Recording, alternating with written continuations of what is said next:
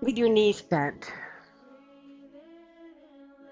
your feet flat, and exhale, draw both knees into your chest. You're holding the bottom of your knees, so this is going to be a small one. This is full Apanasana. It's a moving pattern. You hold your knees the whole time, so it's inhale, knees move away, arms get straight. Exhale, knees to chest. Inhale, knees move away. Exhale, knees to chest. Inhale, knees move away. Exhale, knees to chest. Inhale, knees move away. Exhale. Super soft, super easy. Two more.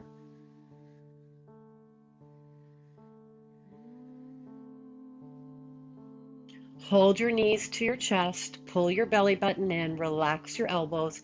If you want to make it a little deeper, lift your head up and hold. Make sure your shoulders stay relaxed. Breath in. Breath out. Keep holding with the head lifted or holding with the head down. Two more deep breaths in and out.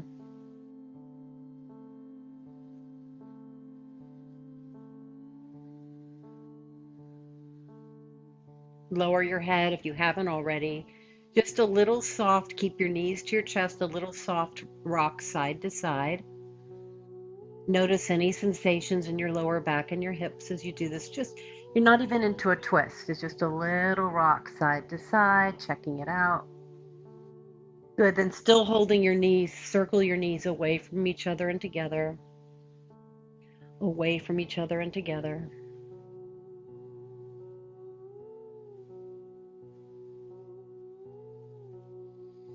Great, and go the other way. Nice, really soft and simple. Mm-hmm.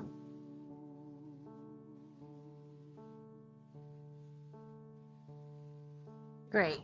And then land both of your feet flat. What we've been working on this week is this idea of posterior pelvic tilt. So you're reaching your tailbone forward and you're tucking your hips under. This is an idea that you get more of in Pilates than you do in yoga.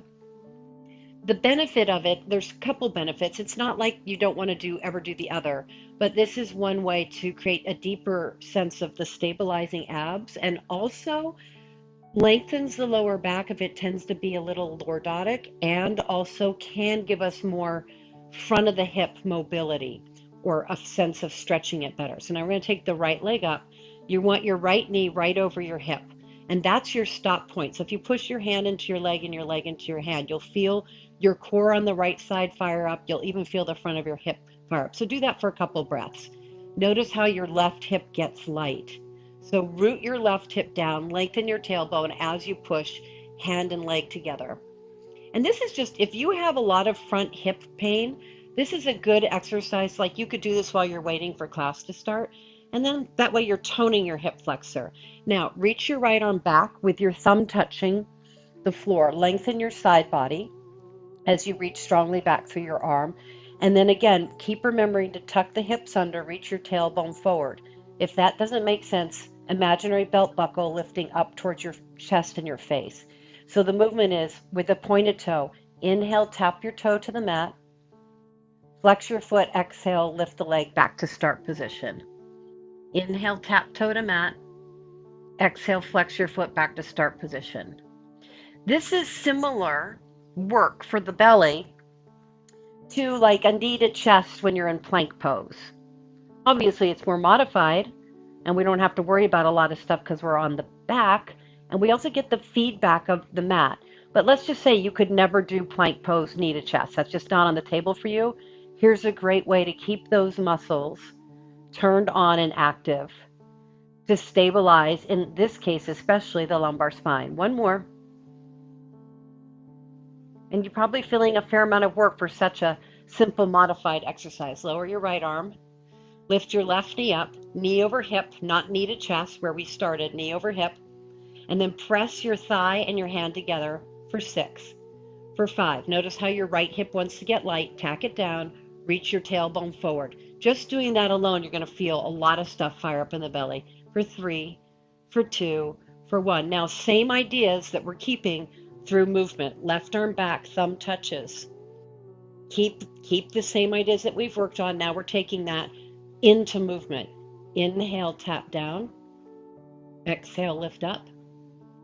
Inhale, tap down. Exhale, lift up. Inhale, tap down. Exhale, lift up.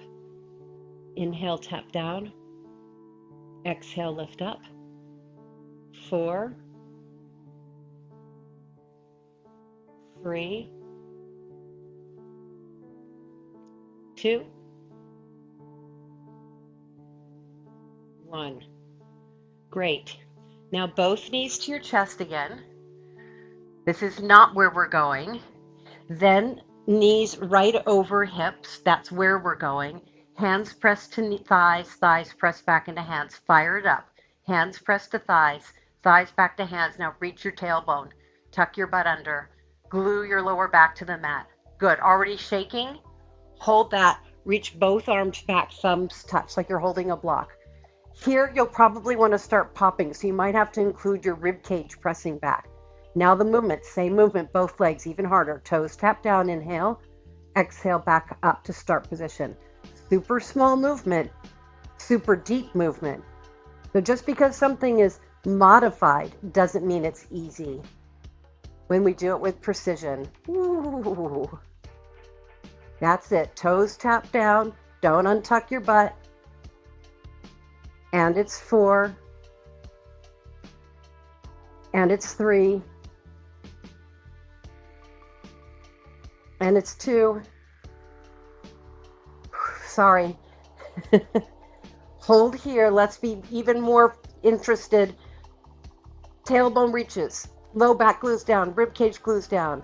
Right foot tap and lift. Left foot tap and lift. Last set, I promise. Tap and lift. Tap and lift. Tap and lift.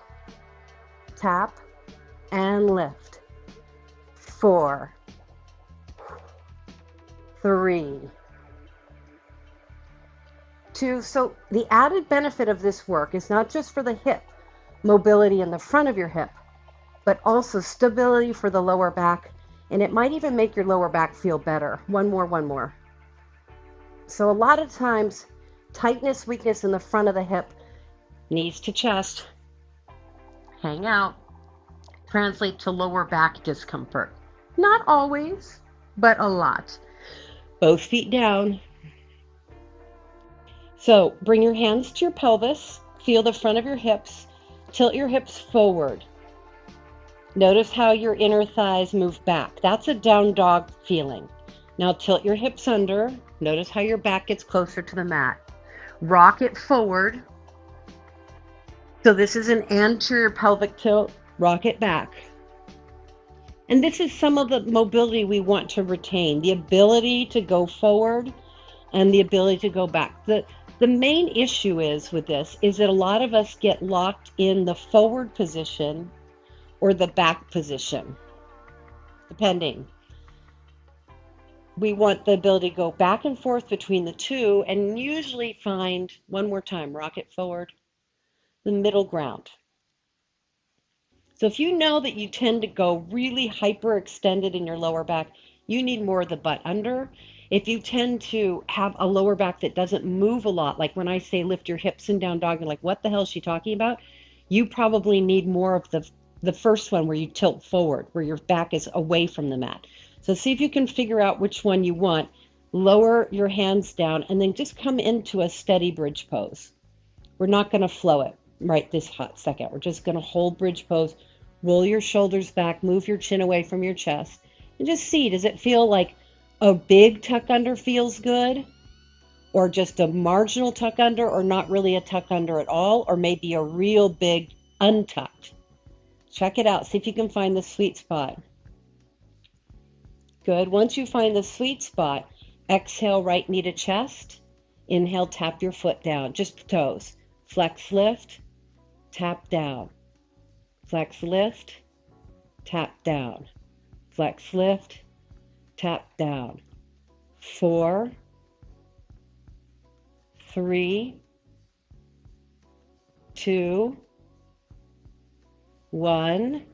Foot comes down, reestablish bridge pose, shoulders back, chin back, press into your right foot, left knee to chest, tap, flex, lift, tap, tap, tap. 4, 3, 2, 1. Good. Everything down. Right knee to your chest. Roll your ankle out.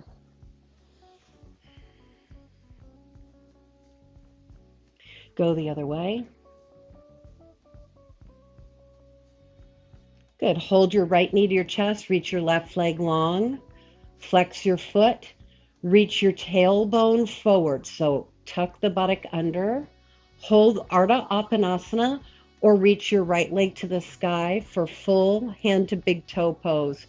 Supta Padangusthasana. I'm holding the back of my thigh, but you could hold your calf, your ankle, or even your big toe with peace fingers if you feel open enough for that. Good. Now notice how you're light in your left hip. Press your left hip down and reach your tailbone more strongly forward. Now, if you don't feel anything in your hamstring, in your right hamstring, untuck your butt and you'll probably get a little deeper work. Deep breath in, full breath out. Draw your right knee in, place your foot down, hug your left knee in, roll your ankle out. Roll your left ankle out. Good. That's it. Go the other way. Good. Keep your left knee to your chest. Reach your right leg long. Reach your tailbone long. Hold the pose or begin to reach your left leg into Supta Padangusthasana, reclined hand to big toe pose, holding hamstring, calf, or even big toe. Keep your right hip anchored. Keep reaching your tailbone. If you don't feel enough of a stretch through your left thigh, back of your left thigh, untuck your butt a little bit. That usually gives us a little more hamstring opening. Relax your upper body, deep breaths.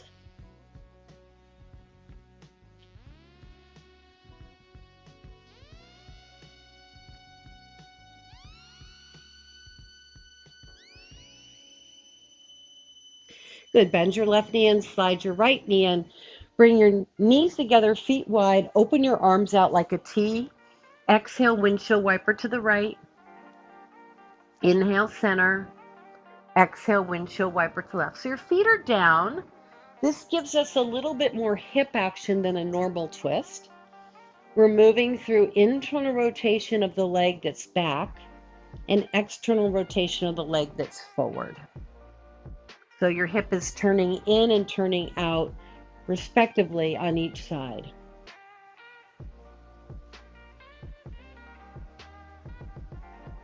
One more. Great. We're going to land left. You can always put your left foot on your right knee.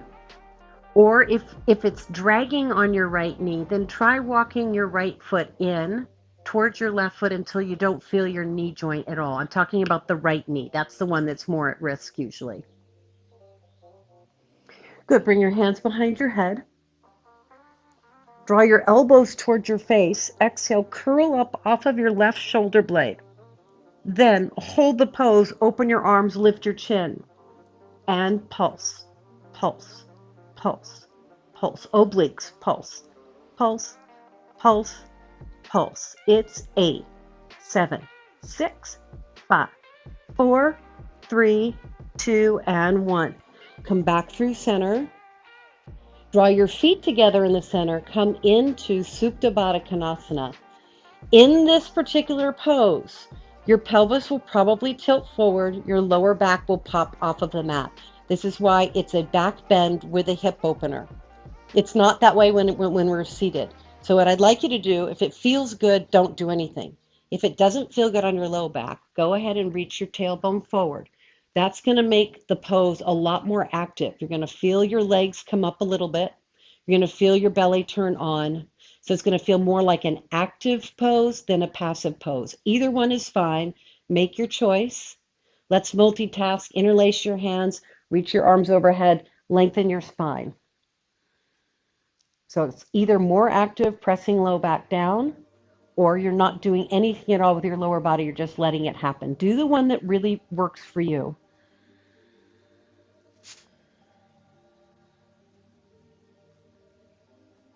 It's really easy when we do certain kinds of body alignment ideas to think that then the opposite is wrong or bad. It's not. They're just explorations, and some of you the exploration will be more to your benefit, and some of you moving away from it a little bit might be more to your benefit. Bring your arms all the way back up. Bring your legs together. Windshield wiper to the right.